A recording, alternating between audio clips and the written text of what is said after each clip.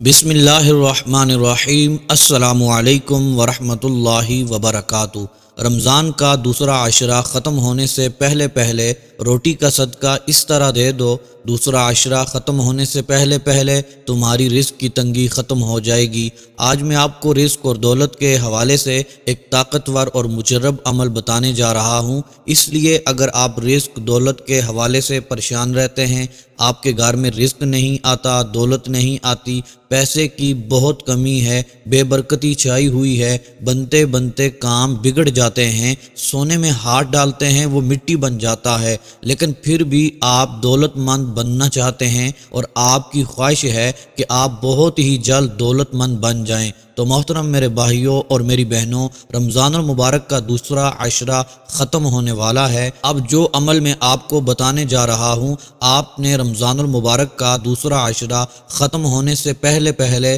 اس کو کر لینا ہے۔ انشاءاللہ عز و جل اتنی دولت آئے گی، اتنا پیسہ آئے گا، آپ خود حیران رہ جائیں گے، اتنا پیسہ اتنی دولت کا میں کروں تو کیا کروں۔ لیکن روٹی کا صدقہ آپ نے اسی طریقے سے دینا ہے جس طریقے سے میں آپ کو بتاؤں گا، اور ان غلطیوں کو بھی نہیں کرنا جو بہت سارے لوگ صدقہ دیتے وقت کرتے ہیں۔ صدقہ دینے کا صحیح طریقہ کیا ہے، اس کو اچھے طریقے سے جاننے کے لیے ویڈیو کو سکپ نہیں کیجیے گا، بلکہ آخر تک دیکھ لیجیے گا کہ آپ سے کوئی بھی غلطی نہ ہو۔ رمضان المبارک کا پہلا عشرہ رحمت کا ہوتا ہے، اللہ عز و جل کی خاص رحمتیں اپنے بندوں پر برستی ہیں، جبکہ رمضان المبارک کا دوسرا عشرہ مغفرت کا ہوتا ہے، انسان کے ہاتھ سے جو گناہ ہوتے ہیں ان گناہوں سے نجات حاصل کرنے کا ہوتا ہے، جبکہ رمضان المبارک کا تیسرا عشرہ جہنم سے نجات حاصل کرنے کا ہوتا ہے۔ محترم میرے بھائیوں اور میری بہنوں، رمضان المبارک کا پہلا عشرہ گزر چکا ہے اور دوسرے عشرے کے چند دن باقی ہیں۔ رمضان المبارک کے دوسرے عشرے کے گزرنے سے پہلے پہلے جتنا ممکن ہو سکے اپنے گناہوں اور غلطیوں سے اللہ پاک سے معافی مانگنی چاہیے، اللہ تبارک و تعالیٰ کی بارگاہ میں استغفار کرنی چاہیے۔ لیکن رمضان المبارک کے دوسرے عشرے کا رزق اور دولت سے کیا تعلق بنتا ہے، اس کو سمجھنے کے لیے آپ کو یہ سمجھنا ضروری ہے کہ ہمارے ہاتھوں کے کیے ہوئے گناہ ہوتے ہیں، وہ یہ نہیں کہ آخرت میں ہی ان کا عذاب ملے گا، بلکہ ہمارے ہاتھوں کے کیے گئے گناہ جو ہوتے ہیں، جو غلطیاں ہوتی ہیں، وہ اس دنیا میں بھی ہمیں رسوا کرتی ہیں۔ اللہ پاک قرآن پاک میں ارشاد فرماتا ہے، جس کا مفہوم یہ ہے، اللہ عز و جل کسی کی جان پر ظلم نہیں کرتا، بلکہ یہ انسان کے اپنے ہاتھوں کے کیے گئے گناہ ہوتے ہیں جو کہ مختلف مسئلے، پریشانیوں اور مصیبتوں کی شکل میں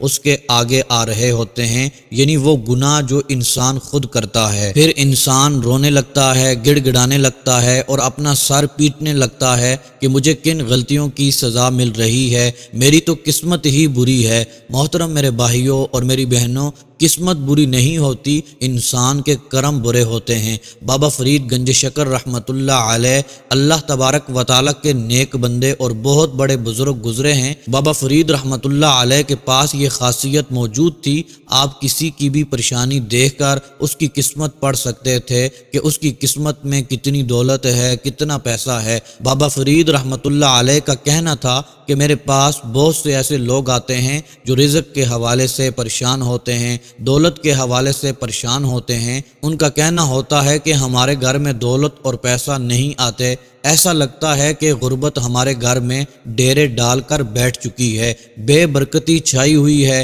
کاروبار نہیں چلتا، جو بھی کام کرتے ہیں وہ برباد ہو جاتا ہے، جس کام میں ہاتھ ڈالتے ہیں ناکامی ہی ناکامی ملتی ہے۔ بابا فرید کا کہنا تھا، جب میں ایسے لوگوں کی پیشانی کو دیکھ کر ان کی قسمت کا حال جاننا چاہتا ہوں تو مجھے نظر آتا ہے کہ ان کی قسمت میں تو بہت زیادہ دولت ہے، بہت زیادہ پیسہ لکھا ہوا ہے، لیکن پھر بھی وہ غربت میں مبتلا ہیں۔ جب میں ان سے پوچھتا ہوں کہ تم نے زندگی میں کوئی ایسا گناہ کیا ہے، کوئی آپ نے غلطیاں کی ہیں، زیادہ تر لوگوں کا کہنا ہوتا ہم سے تو کوئی گناہ نہیں ہوا، لیکن اصلیت یہی ہوتی ہے کہ انہوں نے اپنی زبان سے، آنکھوں سے، کانوں سے اور ہاتھوں سے بہت سے ایسے گناہ کیے ہوئے ہوتے ہیں جن گناہوں کی وجہ سے ان کا رزق، ان کی جو نعمتیں ان کو ملنی ہوتی ہیں وہ رک جاتی ہیں۔ تو محترم میرے بھائیوں اور میری بہنوں، اس چیز کو یاد رکھیں کہ اگر آپ بھی رزق اور دولت کے حوالے سے پریشان رہتے ہیں،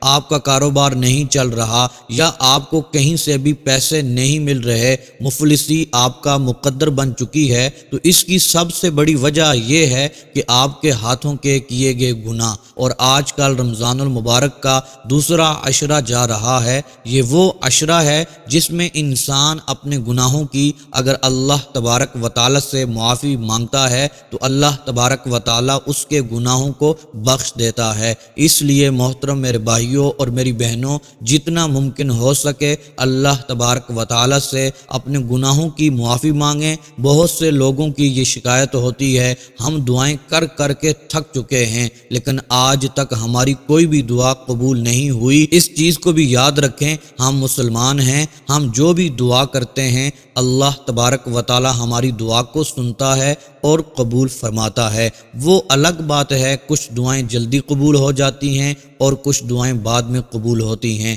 لیکن جو گناہ گار شخص ہوتا ہے اس کی دعاؤں کی قبولیت بھی کم ہو جاتی ہے، رک جاتی ہے کہ یہ ہمارے گناہ ہی ہوتے ہیں جو کہ ہماری دعاؤں کو قبول نہیں ہونے دیتے۔ لیکن آپ رمضان المبارک کے دوسرے عشرے میں گناہوں کی معافی مانگتے ہیں، نہ صرف آپ کے گناہوں کی وجہ سے پریشانیاں، مصیبتیں ختم ہو جائیں گی بلکہ آپ کی ہر دعا قبول ہو جائے گی، آپ کی حاجتیں بھی پوری ہونے لگیں گی۔ اور ویسے بھی رمضان المبارک کے مہینے میں ہر دعا قبول ہوتی ہے۔ تو محترم میرے بھائیوں اور میری بہنوں، جب آپ گناہوں سے معافی مانگیں گے اور روٹی کا صدقہ بتائے گئے طریقے سے کر دیں گے، میرا رب آپ کا رزق اور دولت، پیسہ کھول دے گا۔ جو میرے بھائی اور میری بہنیں کہتی ہیں کہ ہم نے بہت وظائف کیے، بہت دعائیں مانگی ہیں، ہماری کوئی حاجت پوری نہیں ہوئی، نہ ہی دولت اور پیسہ ہمارے گھر میں آیا، نہ ہی کوئی اور کام بنا ہے۔ اور محترم میرے بھائیوں اور میری بہنوں، یہ بھی یاد رکھیں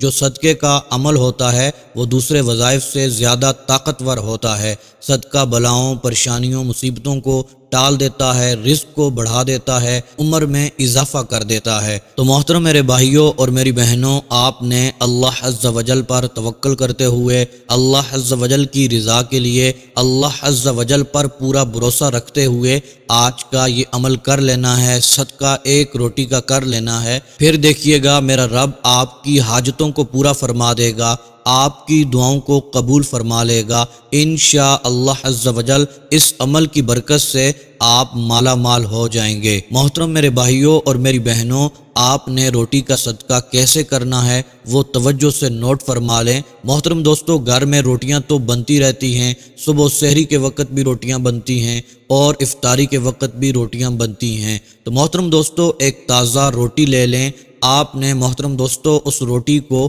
اپنے سامنے رکھنا ہے اور اس کے بعد یہ نیت کرنی ہے کہ اس روٹی کا میں نے صدقہ دینا ہے۔ اور محترم دوستو، آپ نے یہ نیت کرنے کے بعد اچھی نیتیں کر لینی ہیں، اس کے صدقے میرا رب مجھ پر کرم فرمائے، میرے رزق میں، میری دولت میں برکتیں عطا فرمائے، اضافہ عطا فرمائے۔ اور پھر محترم دوستو، آپ نے چھوٹا سا عمل پڑھ لینا ہے، اور وہ عمل یہ ہے محترم دوستو، وہ عمل آپ کو بتاتا ہوں، وہ عمل آپ نے کیا پڑھنا ہے۔ اس سے پہلے یہ بات یاد رکھیں، خصوصی دعاؤں میں شامل ہونے کے لیے، اپنے لیے خصوصی دعا کروانے کے لیے اپنا نام اور اپنا مسئلہ لکھ کر کمنٹس باکس میں سینڈ کر دیں، انشاءاللہ عز و جل آپ کے لیے خصوصی دعا کی جائے گی، آپ کو خصوصی دعاؤں میں شامل کیا جائے گا۔ محترم دوستو، آپ نے افطاری سے پہلے باوضو ہو کر بیٹھ جانا ہے، ایک روٹی اپنے سامنے رکھ دینی ہے، پھر محترم دوستو اچھی نیتیں کر لینی ہیں۔